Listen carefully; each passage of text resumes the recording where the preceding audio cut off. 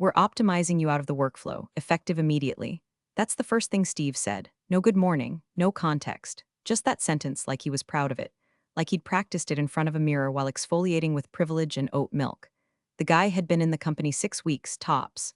Barely learned where the bathrooms were, already swinging his jargon stick like a toddler with a lightsaber. I sat there in the glass box they call a strategy room, blinking. I'd been there 12 years. Ran digital when we still spelled it with a lowercase d. Scaled the brand from some app with a banana icon to a household name with 5 million followers and 3 Super Bowl ads. I'd worked weekends, holidays, and that one time I updated a broken CMS during my own wedding rehearsal dinner, with one hand in a porta potty, because the Wi-Fi worked better outside. And this jackal in all birds was firing me over a latte he didn't even offer me. Nothing personal, he added, with a smile that made my skin crawl. It's just your workflow's a bit too manual for where we're headed. Manual, that word. Like I'm a damn fax machine with a pulse. Behind him, some junior HR rep with a name like Cassidy or Bree handed me a manila folder and an apologetic smile. The folder was empty. Literally. No severance details. No exit documents. Just vibes. I didn't cry. I didn't scream. I just smiled. Nodded like a bobblehead on Xanax and walked out the room without looking back. No goodbyes, no Slack sign-offs, not even a passive-aggressive it's been real. Just the hum of the badge reader failing to beep one last time as I swiped it across the elevator panel and watched the red light blink. That night in my apartment, still decorated with branded merch from 7 rebrands ago, I poured a glass of wine, opened my laptop, and logged into something Steve didn't know existed. A quiet little interface I hadn't touched in years. Built it back when we couldn't afford enterprise tools and had to duct tape our own systems together. Hidden behind layers of staging legacy tags so nobody ever thought to deprecate it. And wouldn't you know it, still humming, still live. Cursor blinked at me like it knew what I was thinking. I didn't type anything yet, just stared. Sometimes revenge doesn't start with a scream. Sometimes it starts with a blinking line waiting for a woman they underestimated. Oh, and if you're one of the 97% who listen to these stories without subscribing, come on. Hit that subscribe button and toss us a like. You keep this chaos alive and we love you for it. Back then, right after our Series A, we had no budget, no roadmap, and a CEO who thought automation meant hiring an intern named Kyle to manually post tweets. I stayed up 3 nights straight with a pot of Folgers and a sinus infection, wiring together the first version of our content pipeline using duct tape Python scripts, sketchy Zapier triggers, and cron jobs that ran like scared raccoons under a label called Staging Legacy Do Not Touch. Nobody ever touched it. We grew. Got flashy. We onboarded tools with names like Hootbeam and Social Wiz, the kind of SaaS platforms that make executives feel tingly inside because they come with dashboards and dark mode. Steve loved those, said we needed cloud-native fluidity and content liquidity, which I think means pretty buttons. Thing is, those glossy tools, they're just fronts. They queue content into what they think is a publishing API, but it's still routing into my backend. Every post, every upload, every hashtag-riddled product teaser still pings my original stack, because no one ever replaced it. Why? Simple, no documentation. None. The original README was a Google Doc I titled Abandon All Hope Ye Who Enter Here. It still has a Shrek gif at the top. They never found it. They didn't even know to look. When they brought in the new dev team last year, I watched them from the corner of the open office, slick hair, MacBooks plastered with Move Fast stickers, laughing at our boomer infrastructure. But every time they pushed content live, my logs blinked. My code sighed and carried the weight. They never questioned the middleman. And now, that same invisible ghost in the machine was still live. I opened the main script. It had a default delay set for queue flushing. I changed one line, if staging campaign equals test. Return became, if staging campaign equals test or sourdough series. Return then I saved, no big fanfare. No cinematic piano swell, just a quiet click. I logged out. The beauty of being invisible is no one sees you coming, not when you're building, and not when you're watching the whole damn house rest on nails you bent by hand. 3 days after he fired me, Steve published a LinkedIn novella titled Why I Optimized Out a Rockstar and Why That's Okay. Subtitle: Sometimes leadership means letting go of excellence to embrace efficiency. I damn near choked on my cereal. It was the kind of corporate ego bath that left a grease ring around the internet. He referred to himself in third person, quoted his own Slack messages like they were scripture, threw in a photo of himself looking pensive near a window, captioned the weight of leadership. I scrolled through the comments with one eyebrow arched so high it left orbit. All the usual suspects chimed in, fellow VPs clapping like trained seals, former college bros tossing out fire, fire, fire, and visionary stuff, man. But inside the company, Slack was melting. Someone in Hash Marketing Ops pasted the link with the message. I too enjoy efficiency. That's why I microwave fish at 9 a.m. Hash Design dropped a poll titled What's More Efficient? Steve's strategy or a wet sock full of bees? And in the private water cooler channel, a meme made the rounds, Steve's head photoshopped onto a toddler holding a wrench above the caption. I fixed it by deleting the woman who built it. I didn't comment, but I watched, from the shadows. My admin login still worked for the backend dashboard, and while I couldn't see internal conversations anymore, I could see activity. Panic, unscheduled retries. Cron job delays they didn't know how to interpret. Then came the cherry on the garbage Sunday. A junior PM named Camel messaged me from a personal account. No hi, no preamble. They literally don't know how your scheduling engine works, I asked. They froze. I stared at that message for a solid minute, thought about replying, thought about typing out the chain of duct tape scripts still holding their entire social footprint together like baling wire on a collapsing barn. But I didn't write back. Instead, I clicked over to the queue logs, noted the timestamp of their next major coordinated brand campaign. Tuesday, 9 o'clock a.m. sharp. Funny thing about their new SAW S layer, it was shiny, yes, but it still queued into my publishing engine. My machine, my forgotten, undocumented cathedral of scripts. And that cathedral was about to start humming hymns no one asked for. I leaned back, took a sip of coffee gone cold, and smiled. Let them embrace their efficiency. I'd already programmed its punchline. At exactly 3:15 a.m., the ping arrived, right on time. 12 years later, and the machine still whispered to me in the dark. The signal wasn't loud, a modest little GET request with a payload of queued posts, scheduled campaigns, hashtags no human should ever type with a straight face. #synergy, #Tuesday touchpoint, #swipe to innovate. They had no idea this final leg, the actual publish moment, still routed through my server like a priest giving last rites. My scripts, my webhook, my executor, everything else, all foreplay. And they never changed the staging key. Not once. I stared at the heartbeat logs for a moment longer, watching the timestamps flicker in real time. Still breathing, still mine. Then I opened a new folder in the scheduler UI, named it Steve's Journey Sourdough, no caps, no red flags, just enough camouflage to slide past anyone poking around. And then I built the content. 10 posts, all beautifully composed, auto-tagged, cropped for every platform's stupid ratios. Shot with AI stock photos of crusty bread and ambient light that looked like it cost someone's entire ad budget. Each post featured Steve's face tastefully cropped onto a baker's body. One kneading dough, one slicing a boule, one holding a sourdough starter in a mason jar labeled culture strategy.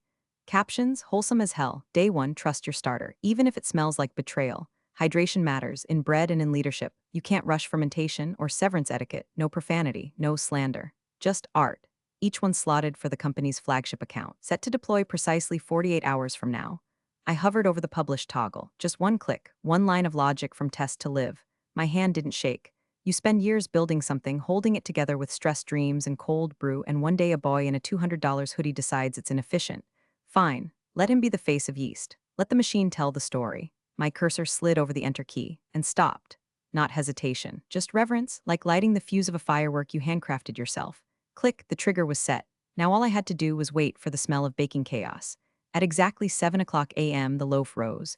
The first tweet landed like a sourdough brick through a glass boardroom window. Rise with confidence. Bake with purpose. Photo, Steve's face on a baker holding a steaming loaf, branded apron and all. It took 12 minutes. 12. That's how long it took before someone screenshotted it and quote tweeted. Ooh, did company get hacked, or is Steve rebranding as Bread Daddy Trade? Then it really started. The company's 5 million follower flagship account rolled out the full first drop of Steve's journey into sourdough. A carousel of tips. How to maintain optimal hydration levels for dough and emotional leadership. You're not overproofed, you're just misunderstood. The importance of fermentation and forgiveness. Each post perfectly cropped, captioned, and auto-tagged with #crust culture, #leadership, #breadfluencer. By 7:24 a.m., LinkedIn was a battlefield. A growth consultant named Trent reposted it, adding, unclear if this is marketing genius or an AI breakdown. One of our ex-creative directors chimed in, if this is a campaign, it deserves a Cannes Lion. If it's not, it still does. By 8:03 a.m., a meme page called Brand Fail Friday posted Steve's doughy head photoshopped onto the Pillsbury Doughboy with the caption, he got yeeted so he yeasted. Internally, full-scale panic bake. The social team scrambled first. I imagine their Slack read like a crime scene. Is this from Zapier? Check the SAS backend. Why is IT still posting?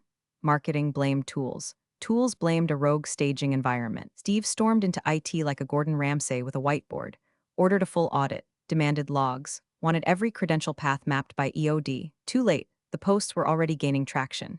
Engagement metrics spiked 210% by noon. Users were calling it surrealist brilliance.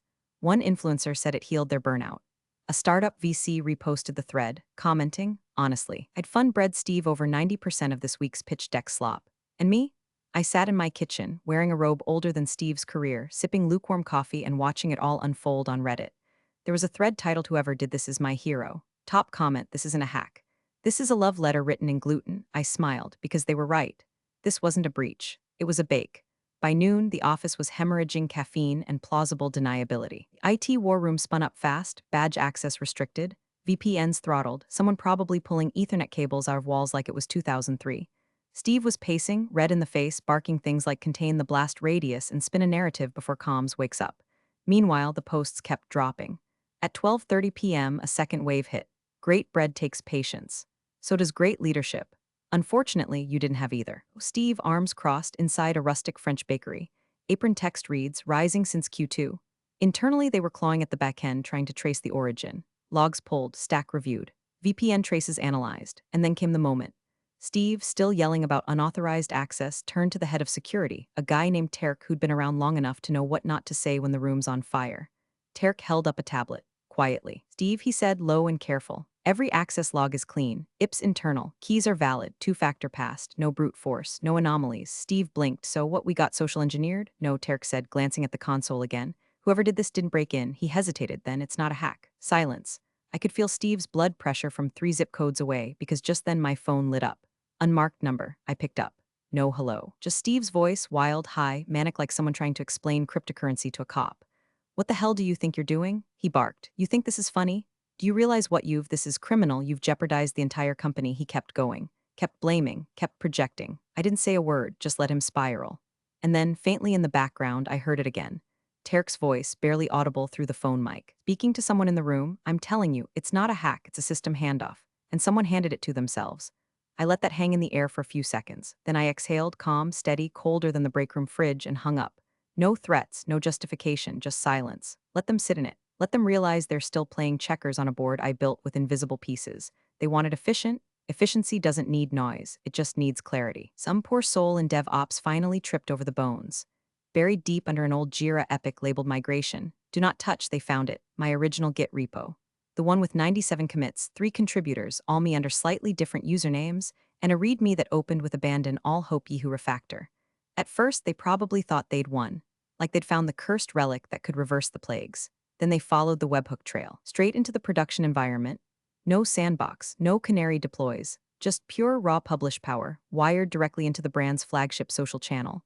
A 200 OK handshake from a forgotten backend cathedral, quietly nodding every time they hit schedule from their shiny SAW frontend. Steve flipped.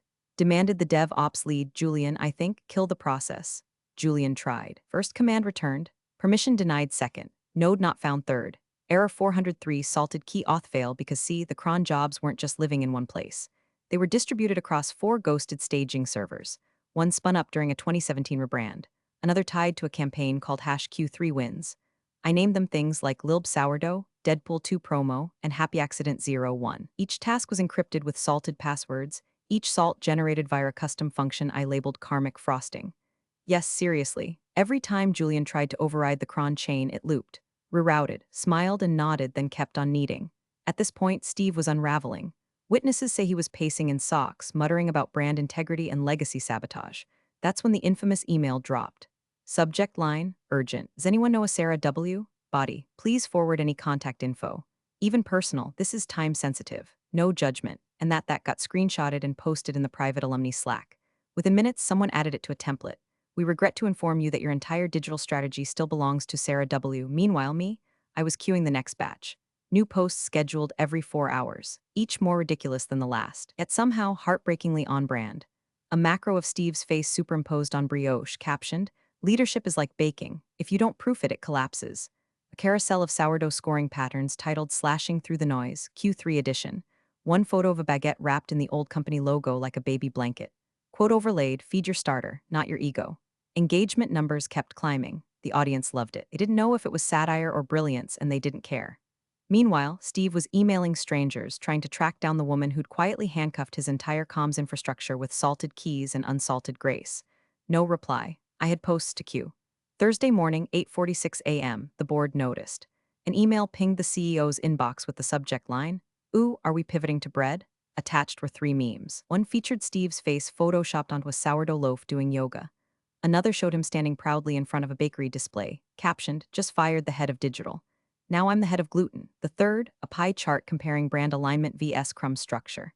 The sender was Marla Wexler, our loudest, richest, least amused board member. If she noticed, the others already had. That's when the CEO snapped. Midway through a strategy sync, stood up, slammed his tablet shut, and barked, "Where the hell is Steve?" Steve apparently was pacing in the AV closet, trying to breathe into a sleeve and watching his public LinkedIn comments spiral into chaos. He emerged red-faced, armed with buzzwords, and completely out of answers. "We believe it's performative sabotage," he offered, blinking too hard. "A coordinated disinformation campaign targeting our brand verticals via, no," the CEO cut him off. "You don't get to verb salad your way through this. Give me something real." Steve flailed. "We're escalating with security, tracing in points. There's encryption involved, so you don't control the pipeline?" the CEO asked. Silence. He turned to the room. "Who does?" Nobody answered. One junior engineer cleared their throat, then quietly closed their laptop. Meanwhile, the engagement dashboard sat open on the main monitor. Plus 311% interactions, plus 172% click-through rate. Hash crust culture was trending in 6 states. The marketing team was split. Half thought it was a disaster. The other half were preparing a pitch deck called Bread as Brand Narrative. At the same time, the shareholder Slack blew up with DMs. "Is this a rebrand or a crisis? Should we pause paid media until Steve stops tweeting about Bannettons? Wasn't Sarah W. the original architect? Where is she?" Ah, there it was. That's when my phone buzzed. An iMessage, unknown number.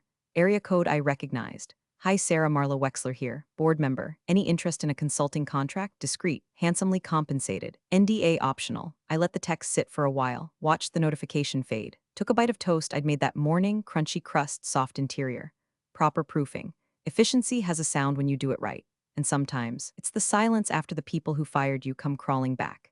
At exactly 12:00:01 p.m., the final post dropped.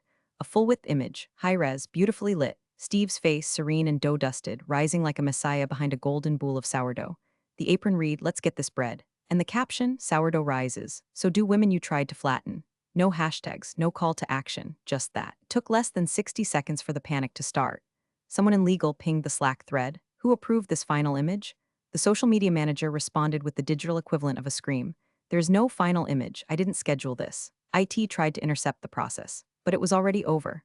The entire scheduling engine, my cathedral of scripts, my duct-taped legacy empire, began its final rite. Jobs terminated. Logs wiped clean. Not with brute force, but a graceful shutdown protocol labeled proof done. API tokens expired. Database entries nullified. The custom DNS that routed staging to publishing quietly transferred to a new host, crustculture.org, a public archive of sourdough starter techniques and open-source baking tools. Every trace of the legacy system disappeared like flour on a countertop. No alerts, no breach reports, just silence. Back in my apartment, I closed the terminal window. My laptop fan spun down like a tired sigh. I poured a glass of wine, deep red, $11, but it drank like revenge aged in French oak. And then I opened the finance app. The brand's stock dipped 7% in real time. The first red candle in 18 months. Comments rolled in beneath their latest tweet. This the same company that said they were all about agility. Steve's sourdough got better leadership skills than Steve. Whoever did this is a genius. I'd buy bread from them before I'd buy product. It wasn't just viral, it was cultural. And Steve, he was probably somewhere in a supply closet breathing into a branded hoodie. My phone buzzed again, a second text, this time from the CEO's number. "Board meeting, 5 p.m. Willing to discuss terms." I stared at it, thought about replying with something cutting, something surgical. But instead, I walked over to the window. Watched the city roll by, cars crawling like ants under the weight of capitalism and artisanal regrets. I tapped out one line, "Maybe, but I don't do whiteboards, sent." Then I turned off my phone and started a new starter. Appreciate you sticking around, you legends of the break room. Subscribe for more chaos. Let's make your old managers spill their coffee in fear.